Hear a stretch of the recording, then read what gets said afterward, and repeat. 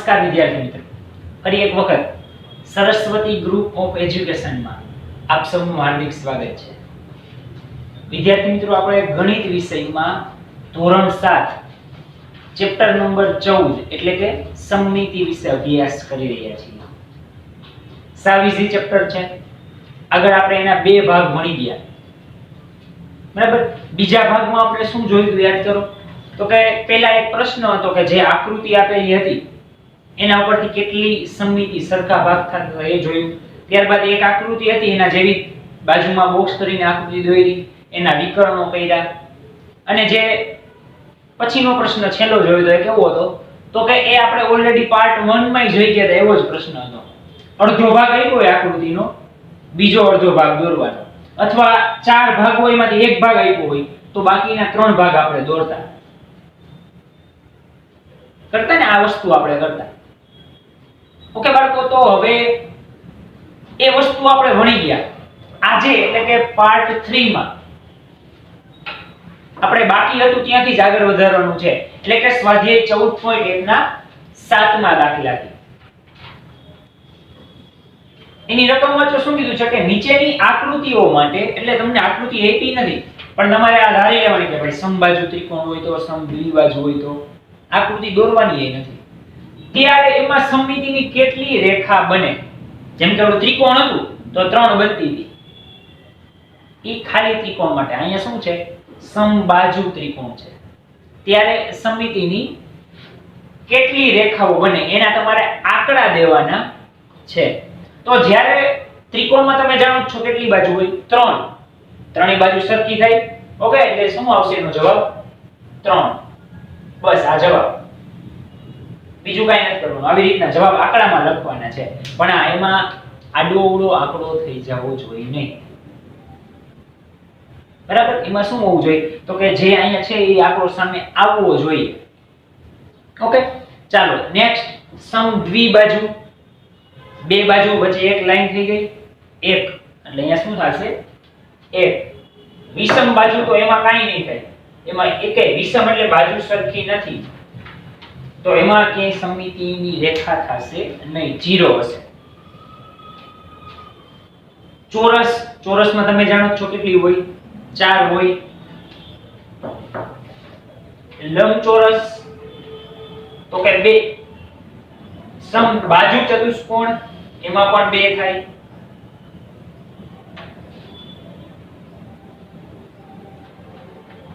ચોરસમાં કેટલી? 4. લંબચોરસમાં 2. સમબાજુ ચતુષ્કોણ એમાં પણ 2. ચાલો નેક્સ્ટ જો, સમાંતર બાજુ ચતુષ્કોણ એમાં શું થશે? 0. એમાં કઈ થશે નહીં. સેમ એસ ચતુષ્કોણમાં શું થશે? 0. ત્યારબાદ ષટકોણ, તો ષટકોણ આમ હોય ને, આમ 1 2 3 4 5 અને 6. અને વર્તુળ તો આમ કરો, આમ કરો, આમ કરો, આમ કરો, અહીંથી તમારે જ્યાંથી સરખા ભાગ કરો એટલા થાય. એમાં વર્તુળમાં શું આવશે? અસંખ્ય.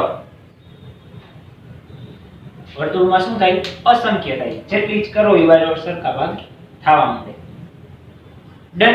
તો આ ખાલી તમારે જવાબ લખવાના હતા, એટલે તમારે બે યાદ રાખવા પડે. હવે તમને જવાબ ખબર પડી ગઈ, બરાબર. હવે ક્યારે એક્ઝામમાં જો પૂછાય કે આમાં સમબાજુ ચતુષ્કોણ છે તો એમાં સમમિતિની કેટલી રેખા હોય, તો કે સમબાજુ ચતુષ્કોણમાં 2 હોય. વર્તુળ હોય તો કે અસંખ્ય હોય. ચોરસ હોય તો 4 હોય. ડન. સાવ ઈઝી છે. ઓકે, ચાલો અહીંયા આપણો 7મો પ્રશ્ન કમ્પ્લીટ થઈ ગયો. ચાલો આના જવાબ વ્યવસ્થિત તમારી બુકમાં નોટ ડાઉન કરી લો બાળકો.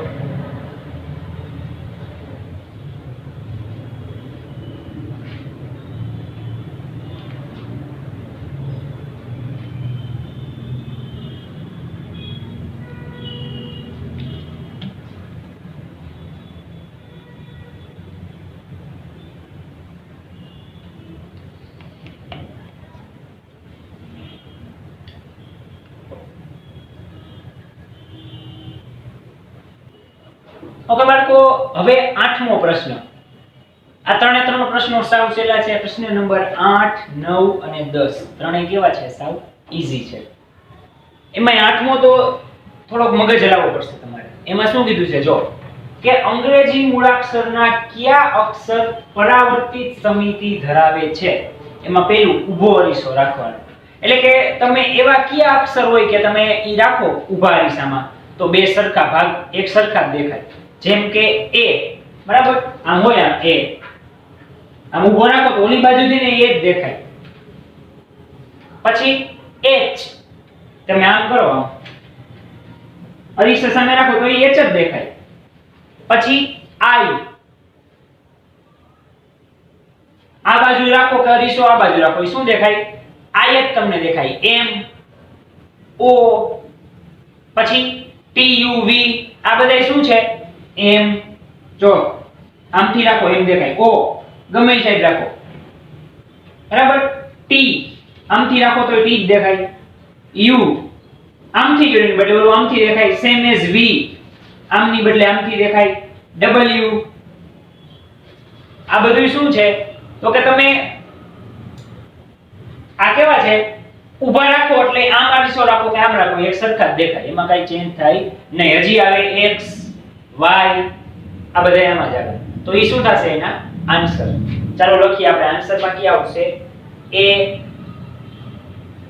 એમાં કેપિટલ જ આવશે, સ્મોલ નહીં આવે. h i, ત્યારબાદ m o t u v w x. આ બધા કેવા હોય કે ઈ તમે અરીસોમાં રાખો એટલે શું થાય? એવા ને એવા જ દેખાય અરીસાના પ્રતિબિંબમાં, એમાં કઈ ફેર પડે નહીં. y માં એવું થાય, x અને y આમ રાખો એટલે આમ જ દેખાય. ચાલો હવે જો આડો અરીસો. હવે શું આવ્યું? આડો અરીસો. ઊભો અરીસો નહીં રાખવાનો, આડો રાખવાનો. તો જેમ કે હું બી કરું, બી તો આમ થઈ ગયું. જો અડધું ઉપરનામાં અડધું નીચેનામાં. સેમ એઝ બી, અડધું ઉપરનું અડધું નીચે થાય. બી સી માં એવું થાય. આમ સી કેવું હોય? આડો અરીસો, અડધું ઉપર એવું જ નીચે, સરખું જ થવું જોઈએ, બરાબર. જેમ કે જો અહીંયા ભાગ પાડું ઊભો અરીસો હતો તો આ બે બાજુ સરખા, બે બાજુ સરખી, બે બાજુ સરખી, બે બાજુ સરખી, બે બાજુ સરખી. જો બધાયમાં એવું થાય. આમાં આડું રાખવાનું. બી સી ડી બે બાજુ ભાગ કેવા થાય? સરખા. ઈ એચ, બરાબર. ત્યારબાદ આઈ પણ આવશે, ઓ પણ આમાં આવશે, કારણ કે જો ઈ માં આમ કરો એટલે થાય, એચ માં કરો એટલે થાય, ઓ માં કરો એમાંય થાય, એક્સ માં કરો એમાંય થાય, ઉપર આવું નીચે આવું. પછી વાય માં કરો તો ન થાય. જો તમે વાય આમ કર્યું, બરોબર, આમ અડધું કર્યું તો ઉપર બે લીટા નીચે એક જ લીટો આવ્યો, તો આવું ચાલે નહીં.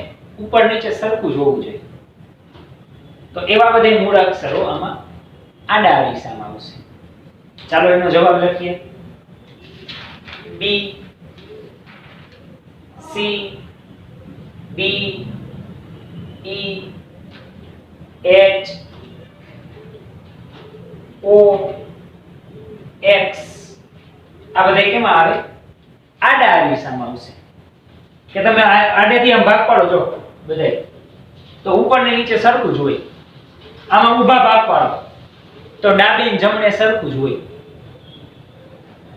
ઓકે, ચાલો હવે તો કે આડોય અરીસો રાખો અને ઊભોય અરીસો રાખો, બેયમાં આવતા હોય ને એવા તો એવા ચાર જ. કોણ કોણ? h, i, o અને x. જો ક્યાં ક્યાં છે? h, i, o અને x. આ એવા છે કે તમે ડાબે અરીસો રાખો કે ઊભો અરીસો રાખો સરખું જ આવે. જો h આમ કરી નાખ્યું તો બે બાજુ એવા, આમ કરી નાખ્યું તો બે બાજુ આ સરખું હોય. i ઊભો લીટો કરી નાખ્યો તો આ બે સરખું હોય, આડો લીટો કરી નાખ્યો તો બે આ બાજુ આવે આમને આમ. o સેમ એઝ ઊભો ને આડો સરખું. x સેમ એઝ આમ કરો તો બે બાજુ આમ આવે, અને ઊભો લીટો કરો તો બે બાજુ આવું આવે. એટલે તમારે જોવું હોય તો શું કરે ખબર? સ્કેલ રાખી દેવાય. જે પારદર્શક સ્કેલ ન હોય ને એવી સ્કેલ આંકડાની માથે રાખી દેવાય એટલે તમને ખબર પડી જાય. વચ્ચે આમ ઊભી રાખી દો ને, જેમ કે આંકડો લખ્યો છે અહીંયા સ્કેલ આમ ઊભી રાખવાની, આડી નહીં. ઊભી રાખી તો તમને ખબર પડી જાય બે બાજુ દેખાય કે આ ભાગ કેવો સરખો દેખાય છે. હા તો એ આવે અક્ષર લખી જોતું જવાનું. એમ નો આવડે તો ડન. આ સાવ ઈઝી છે. થોડુંક મગજ હલાવવું પડે કે કયો અક્ષર કેમાં આવે. આમ લખતા જાવ એટલે તમને ખબર પડી જાય, આઈડિયા આવી જાય. ડન. ચાલો એ પ્રશ્ન અહીંયા 8મો પૂરો થયો. હવે 9મો પ્રશ્ન. 3 એવા આકારના ઉદાહરણ આપો કે જેમાં સમમિતિની રેખા જ ન હોય. 3 એવા ઉદાહરણ દેવાના છે. પહેલું તો કે અનિયમિત પંચકોણ. પંચકોણ જો 5 ખૂણા. પાછું કેવું અનિયમિત, નિયમિત નથી એટલે એમાં સમમિતિની એક રેખા થઈ જ ન શકે. પંચકોણ એટલે કેવું તો કે 5 ખૂણા હોય. જો આ 5 ખૂણા થયા 1 2 3 4 ને 5. આમાં સમમિતિની રેખા ઝડપથી થાય નહીં. આ તો નિયમિત છે, ઓલું અનિયમિત. ત્યારબાદ બીજું વિષમ બાજુ ત્રિકોણ.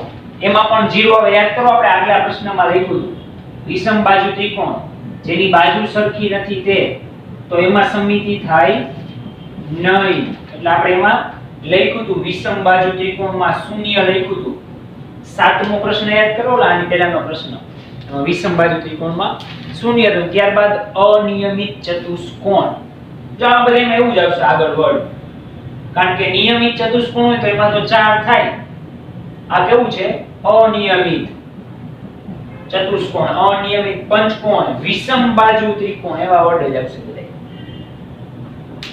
ડન. 9મો પ્રશ્ન પણ પૂરો. 3 જવાબ દેવાના હતા, દઈ દીધા. તમારા 3 જવાબ યાદ રાખવાના છે.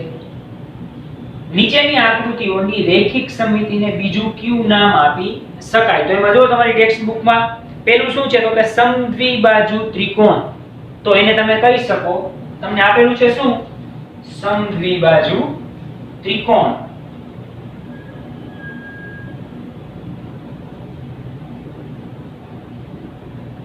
તો એને તમે સમદ્વિબાજુ મધ્યગા કહી શકો. મધ્ય એટલે કેવું વચ્ચેથી સરખું છે એમ.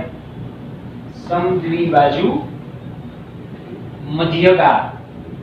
આમાં ખાલી બીજું નામ દેવાનું છે, બીજું કઈ નથી.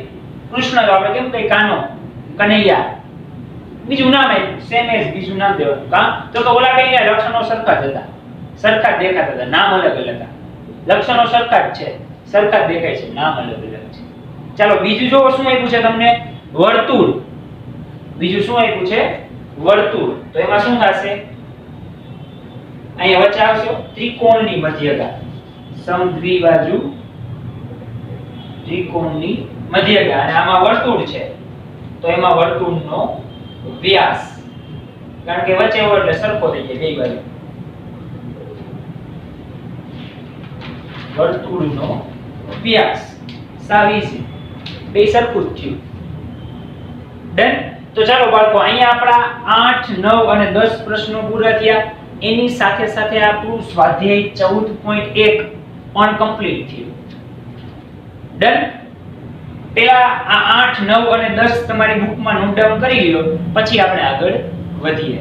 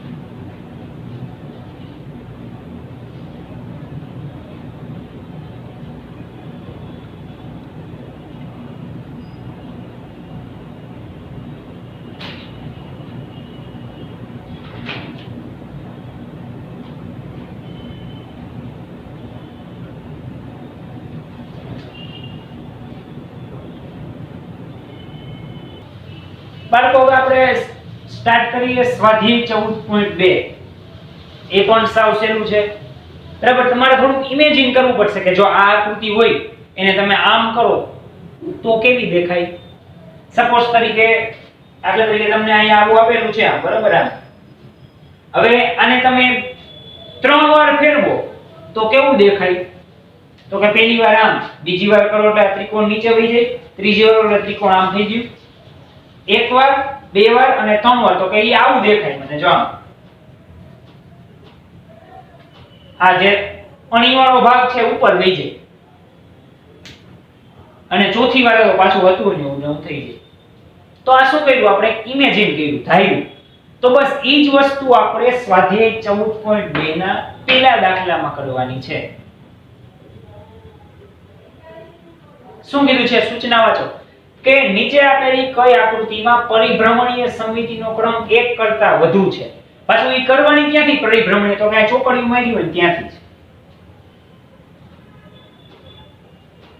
પહેલી આકૃતિ જો હવે એમાં 90 અંશનો ખૂણો થાય છે જો આમ હોય કેટલા અંશનો ખૂણો થાય આ 90 અંશનો થાય આમાં પણ 90 અંશનો સેમ એઝ અહીંયા 90 અંશનો અને અહીંયા 90 અંશનો એટલે આ ભાગ તમે 90 અંશે ફેરવો તો પહેલી વારમાં અહીંયા આવે બીજી વારમાં અહીંયા આવે ત્રીજી વારમાં અહીંયા આવે અને ચોથી વારમાં પાછું હતું ત્યાંથી આખું આમ વર્તુળ થાય એક ગાય આમ ફેરવી નાખવાનું એમ નહીં ચોકડી મારી છે તો અહીંયા કેટલાનો ખૂણો બને તો કે 90 નો તો 90 ડિગ્રી જ ફેરવવાની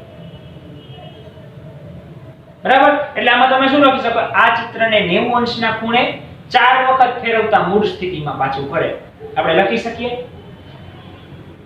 આ ચિત્રને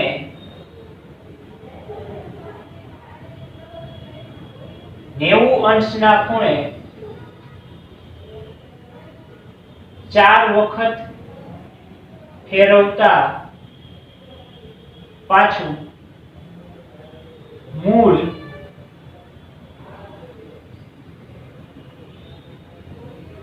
સ્થિતિમાં આવે કેટલી વાર ફેરવવું પડે 4 વાર એ મેં તમને ગણીને બતાવ્યું તો આ ચિત્રની સમમિતિનો ક્રમ કેટલો થાય 4 એટલે એ લખી નાખવાનું આ ચિત્રની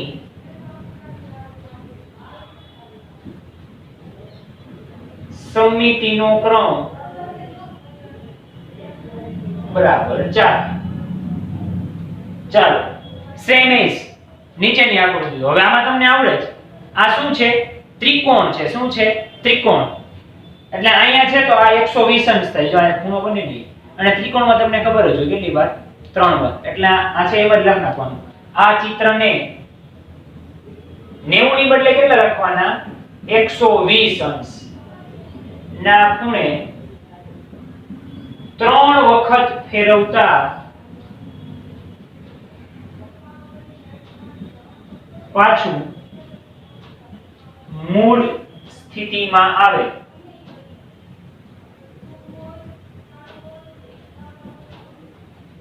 તેથી આ ચિત્રની સમમિતિનો ક્રમ 3 ડન બસ આ જ વસ્તુ કરવાની છે ચાલો હવે આમાં જો તમે કઈ એક જ વાર ફેરવો ને આમ છે બરોબર આમ કરી નાખો ને તો હતું એ નહીં થઈ જાય કારણ કે બે બાજુ જો સરખું જ છે એટલે ડાયરેક્ટ થઈ જાય એટલે આમાં શું લખી શકીએ આ ચિત્રની પરિભ્રમણીય સમમિતિનો ક્રમ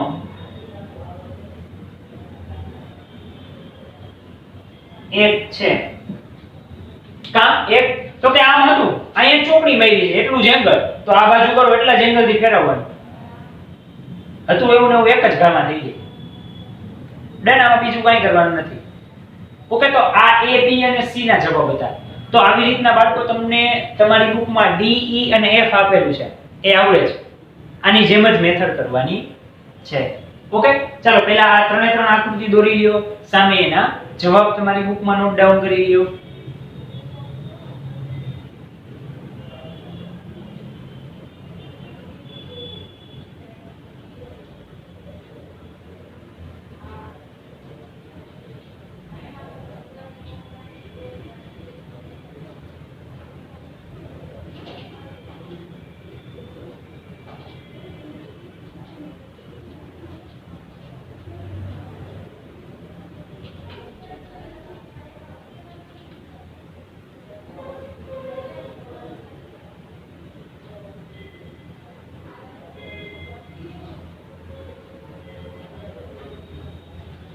ઓકે ચાલો બાળકો, તો આજના લેક્ચરમાં પણ અહીંયા સુધી રાખીએ છીએ.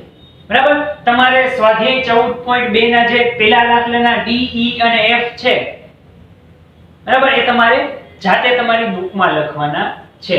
અને એઝ યુઝ્યુઅલ નો આ વિડિયોની સાથે પણ તમને વર્કશીટ આવશે, બરાબર, જે તમારે સારા અક્ષરે રફ બુકમાં લખવાની છે. વધુ આપણે 14.2 ના બીજા દાખલાથી નેક્સ્ટ એટલે કે પાર્ટ 4 માં મળીશું. Thank you.